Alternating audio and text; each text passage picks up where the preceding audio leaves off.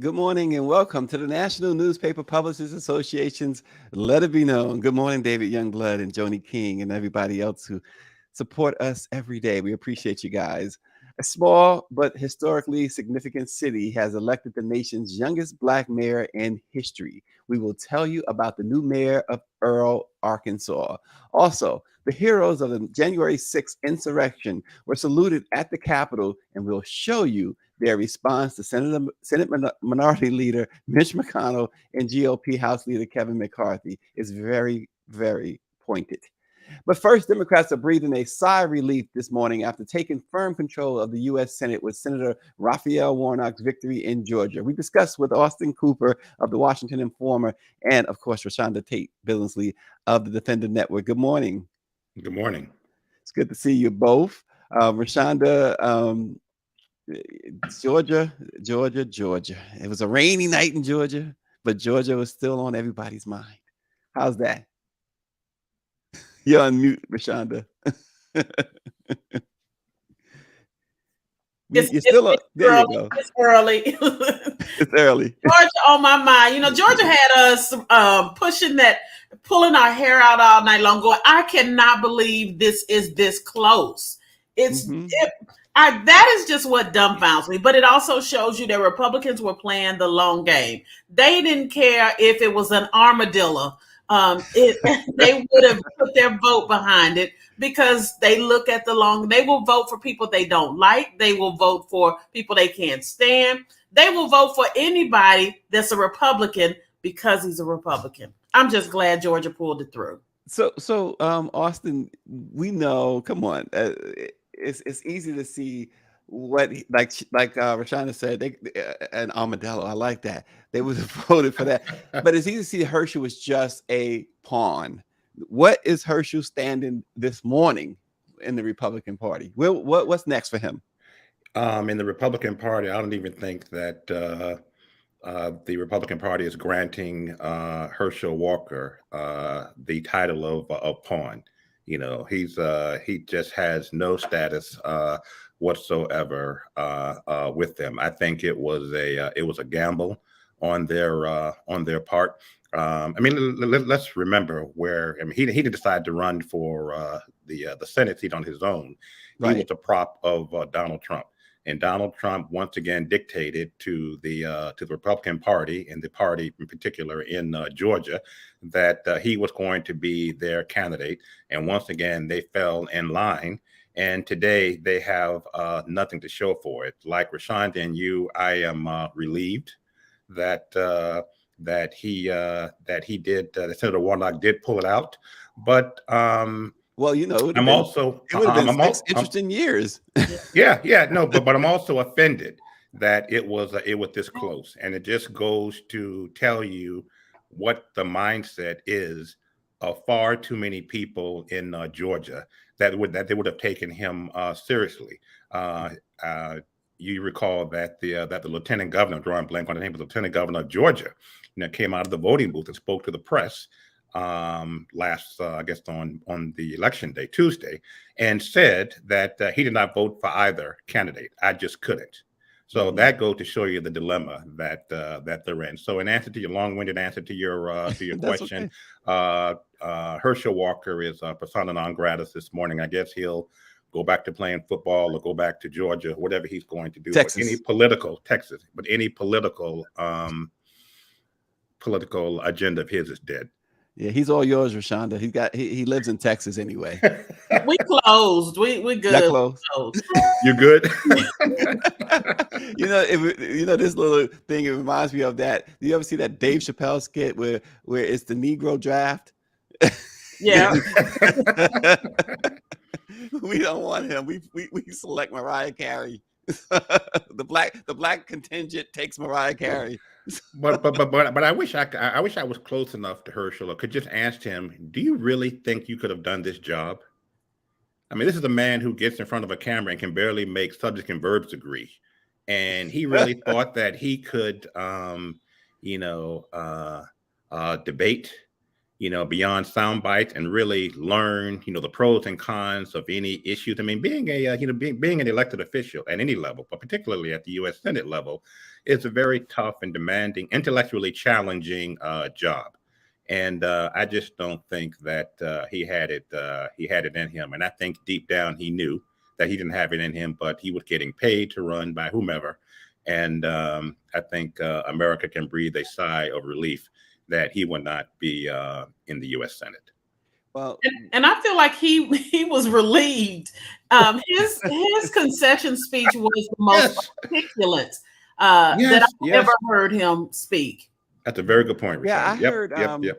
I saw where Chuck D was talking about his concession speech, and he said exactly what you said. It was the most articulate he had ever heard Herschel Walker doing his concession speech. And you're right. You're probably right, Rashawn, that he was probably relieved. But going back to your point, Austin, he said before the debates that he knew he couldn't win a debate. Bobby Henry says we shouldn't take advantage of, quote, special people. But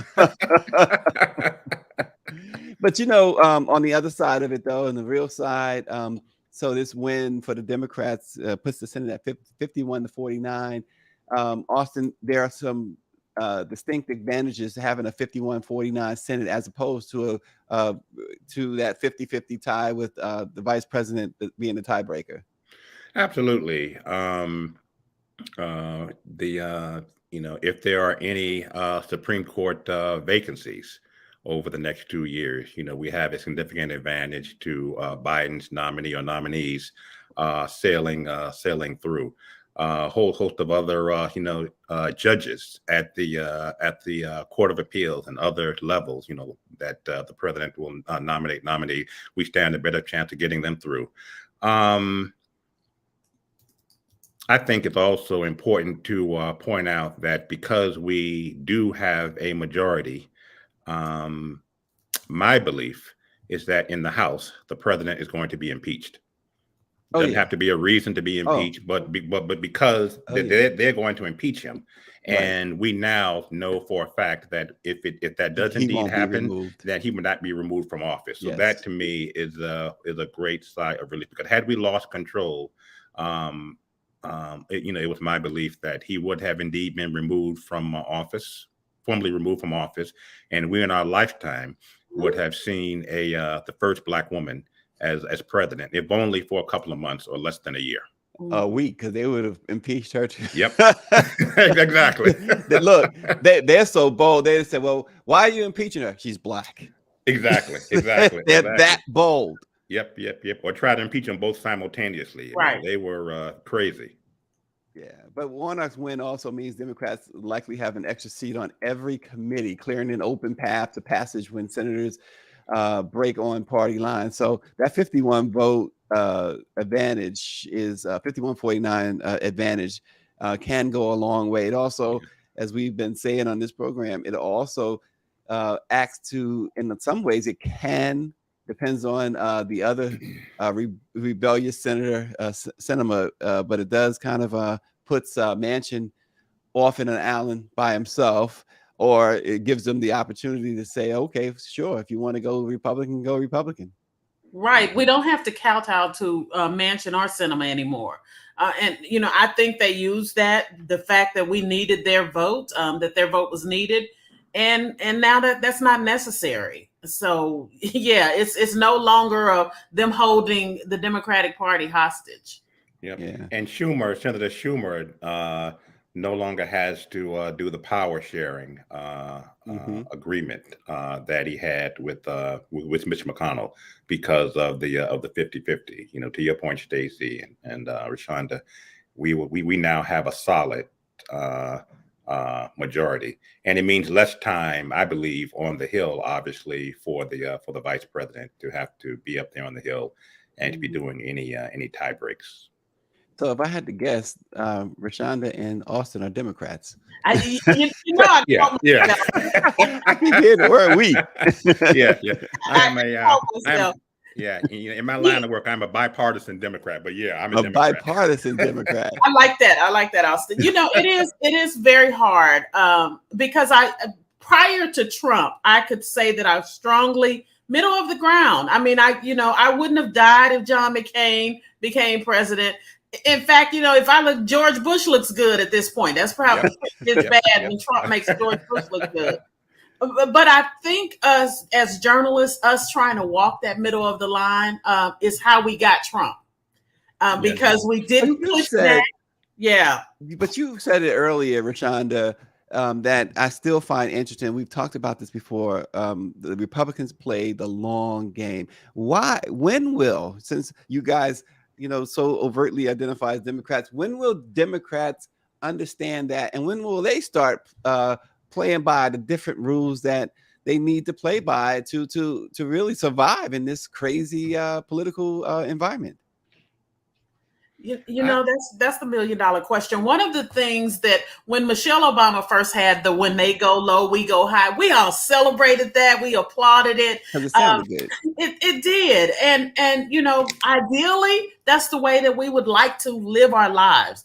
But a lot of people in the GOP don't have that moral compass. They're like, we need that Supreme Court, and that's their goal. That's right. I'm like, if you interrupt my bonfire, I'm burning your house down. Yeah. Listen, I don't do that.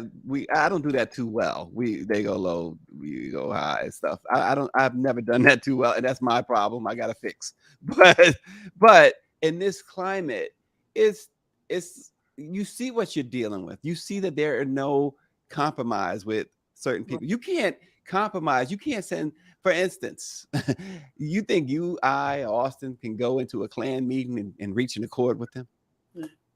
You can't do that. And so it's time. It's past time to fight fire with fire sometimes, right? I mean, not saying that Democrats who Republicans are really showing, unfortunately, have shown, among other things, this racism, right? I mean, they've been overt. Some of them have been very overtly racist. You can't, I'm not saying Democrats should be racist on the other side, but what I'm saying is that you see what you're dealing with. Who was it that said when somebody shows you themselves the first time? Believe them. Mm-hmm. Believe them. Mm-hmm. And they keep showing it. Yeah, I don't know that we have yet learned the game of playing political hardball like the Republicans do.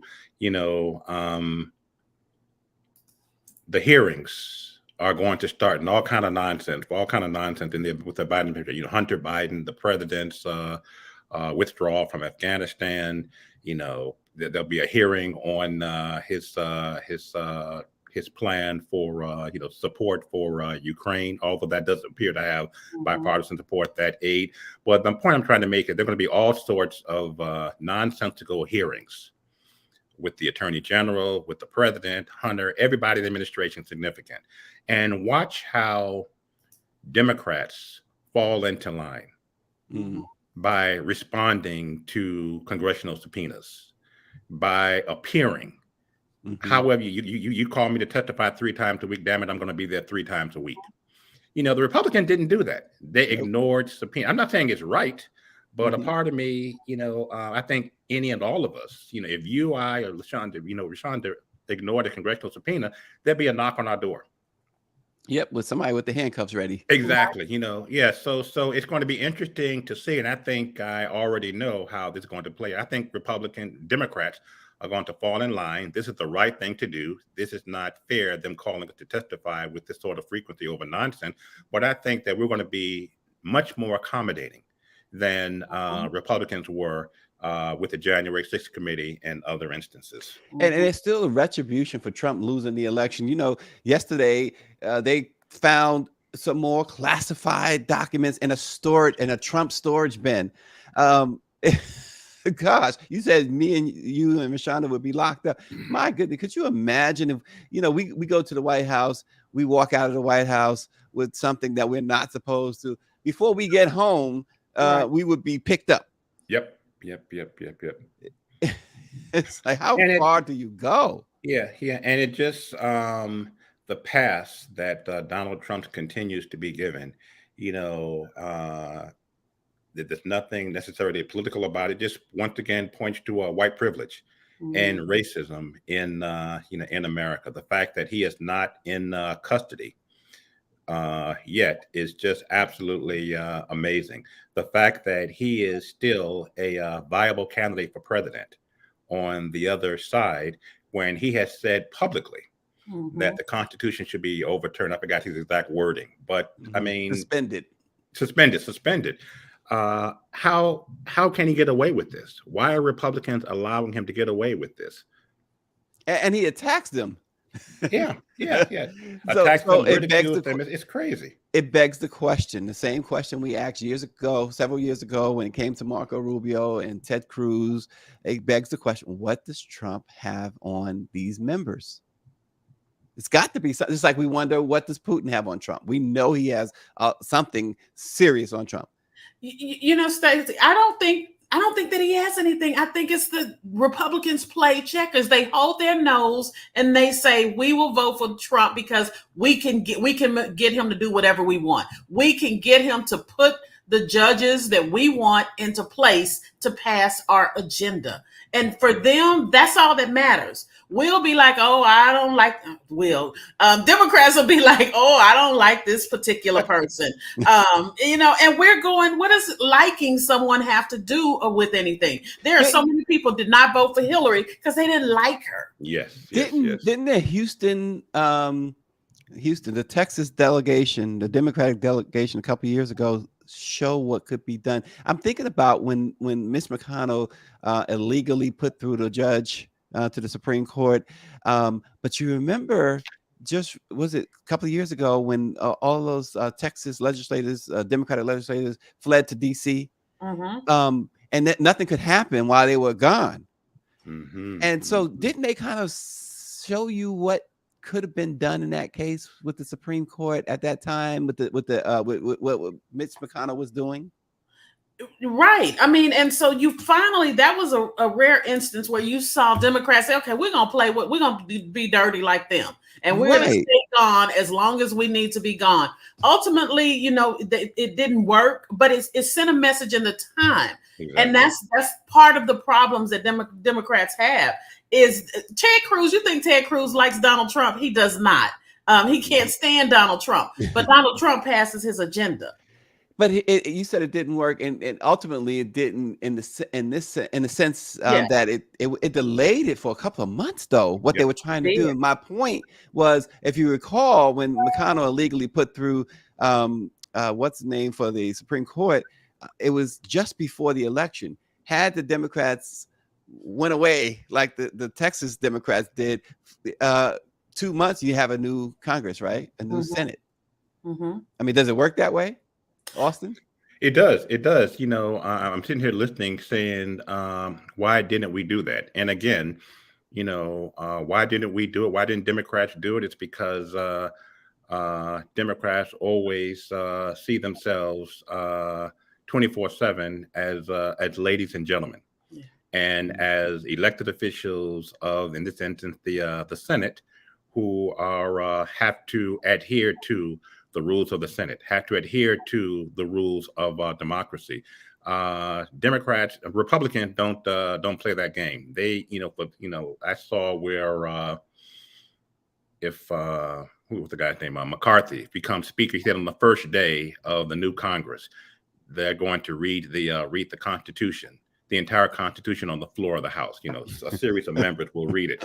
It's all BS. It's all political show, because in the same vein, they are supporting, again, going back to Trump, saying that the Constitution should be suspended 2 years after the election, and he should be put back in office. Well, you said ladies and gentlemen. Ladies do like gentlemen. Gentlemen do like ladies, but gentlemen don't want them to be ladies at certain points, and ladies don't want their gentlemen to be just gentlemen at certain points. See Will Smith and Jada at the Oscars. So under that vein, the disdain for Republican leaders and their silence and condemning the violence was on full display. Condemning the violence at the Capitol was on full display the other day when they gave out the Congressional Gold Medal ceremony. Recipients were the heroic of the heroic law enforcement officers of the U.S. Capitol Police and the D.C. Metro Police Department who protected the Capitol. They walked by McConnell and McCarthy refusing. Look at this.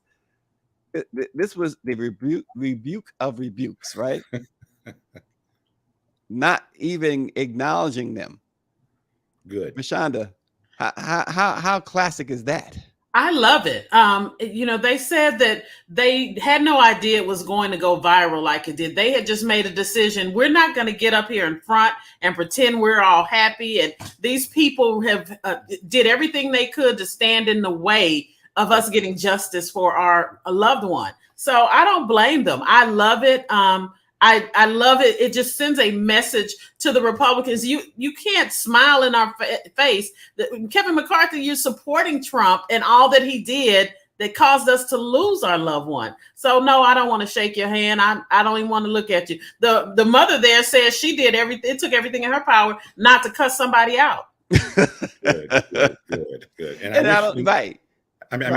I wish she had. I mean, this is the same Kevin McCarthy who got into it when they were all in hiding, into a verbal challenge with the president, according to two Republicans who were listening in on the call or were standing near him, and yet less than a week later, maybe 2 weeks tops, he was down at Mar-a-Lago genuflecting and kissing Trump's ring.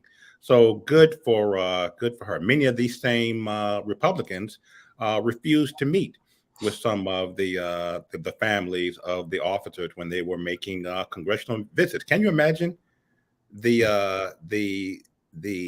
gall for Republican leadership, Republican members of Congress who were being protected by these very same officers to refuse to give the families of loved ones who lost their loved ones the common courtesy of a sit-down meeting. This is the current Republican Party. It's interesting. I think back to 9/11 because what happened on January 6th is tantamount to what happened in 9/11, right? Only the difference is this was a domestic attack on, this was Americans attacking America. 9/11, of course, it was, it wasn't domestic. It wasn't Americans attacking Americans. But I think about how folks came together, so much so that if you remember, Rudy Giuliani was the mayor of New York, the outgoing mayor of New York at the time. And he was considered America's mayor. People on both sides of the aisle was like, well, you know what, let him stay in office through this. If you remember that. And the Congress came together. In this instance, though, January 6th, when they threatened to take down American democracy, they threatened to kill the vice president of the United States. They were going to kill the vice president of the United States. They was going to kill the House Speaker, Nancy Pelosi, and anybody who got in their way. They were going to kill or maim or hurt in some way, shape, or form. You got this divide. You got excuses being made. You got people with intentional revisionist history saying, this wasn't as bad as it seemed or what you're making it to be. It's crazy. You didn't have that. Why is that, Rashonda and Austin? Silence. Rashonda, I'll let you go first, Rashonda. Yeah, I just think that one of the things that the Republicans are doing, and they're trying to play both sides of the aisle, and I think that's what just has me so speechless, is that they are trying to not make Trump supporters mad, and then they're trying to do what's right. Part of it's what's right. Kevin McCarthy, from the beginning, when the January 6th happened, he was on the right side of history. And he saw Lindsey Graham getting chased down in airports. He saw what happens when you cross Trump, and he decided to go back on the wrong side. So they're trying to keep a foot on both sides. Yeah, I mean, too many of our elected officials have forgotten, if they ever knew, bluntly, but I'm hoping that have just forgotten. The implications are the same of why they ran for public office. And that is to not only represent Democrats if they're a Democrat, but if the Republicans to represent, both sides of the aisle, to do the best that they can to represent the interests of their states or districts. And too many are just concerned with maintaining their seats in the House and the Senate. That's all that matters. That's why they won't come out against Trump. Although Trump is somewhat, weakened after these recent election losses, he's still quite powerful, and we shouldn't underestimate him. And if Trump endorses your opponent, you've got a hell of a fight on your hands. I mean, you may win, but you still have a hell of a fight on your hands in terms of raising money and just beating him or her. So for far too many, they're just concerned about maintaining their seat. All Kevin McCarthy cares about is being speaker. Yeah. Well, I'm going to go one further that you guys didn't go when it comes to the comparison of why they behave this way with the January 6th as opposed to 9/11. 9/11, the enemy had darker skin. It's that simple. Very good point. Very good point. Amen. Amen. And amen. Absolutely. Absolutely. So there you go. At 18 years old, Jalen Smith recognizes the need for civic involvement. He believes his small city of Earle, Arkansas would benefit from improved public safety measures and less blight. Smith will now have the chance to implement those improvements after becoming the youngest Black mayor in American history. He earned that distinction by defeating his friend, Nimmy Matthews Sr., who works as the city's street superintendent. He says, "I'm your newly elected mayor, and it's time to build." Just 18 years old, he won a runoff election just 2 days ago. That is really impressive. I mean, it's a small city next to that's about 30 miles from west of Memphis, Tennessee, in Earle, Arkansas. 2,164 residents. That's Austin. No matter how you slice, 18 years old, the mayor now. And let me tell you something. Out of high school. The Mayor-elect Smith is already getting on my nerves, and I tell you why. I've never met him, don't know, but he's gotten on my last nerve at 8 a.m. Eastern Standard Time on December 8th. And I tell you why. I'm 60 years old. I haven't been elected to anything. And this young brother here is the mayor of a city. God bless him. I wish him all the best. And, I just think it's admirable that you have young people of his age who are conscious enough of public service to put themselves out there and to run and to win. So I'm very proud of the mayor-elect. I wish him all the best. And I hope that he's an inspiration to other young people that public service is indeed an honored calling. Yeah, his major problem, he says, is that it's too much blight in his city. They need to kind of increase a little bit with public safety. But overall, Rashonda, the city has an unemployment rate of 5.8%, which is below the national average. And it has some recent job growth. The cost of living is, predominantly or mostly low, I should say. They tend to be doing well. Public school spending is at $13,778 per student, which is about $1,300 more than the average school expenditure. It's a Black city, which people tend to have forgotten about. This little pocket over there at the end of Arkansas, and I guess this is a recipe for a lot of success for this young man. It is, and he is a prime example of you really have the only limitations that you place on yourself. Yes, he won by 230, or he had 235 votes, and his opponent had like 180 something. Mm-hmm. But the bottom line is he's mayor. He decided to not talk about a problem, but do something about a problem. And I love seeing it in our young people. Absolutely. He said, and I quote, "You're never too young to want to make a difference in your community." So Jalen Smith, the mayor-elect. Yep. Earle, Arkansas. That is incredible. Thanks again, Austin Cooper, the managing editor for Our House DC, a Washington Informer publication. And of course, Rashonda Tate Billingsley. Always a pleasure to have her from the Defender Network. And it's always a pleasure to have all you. Stay tuned for more from Let It Be Known. We'll see you tomorrow. All right.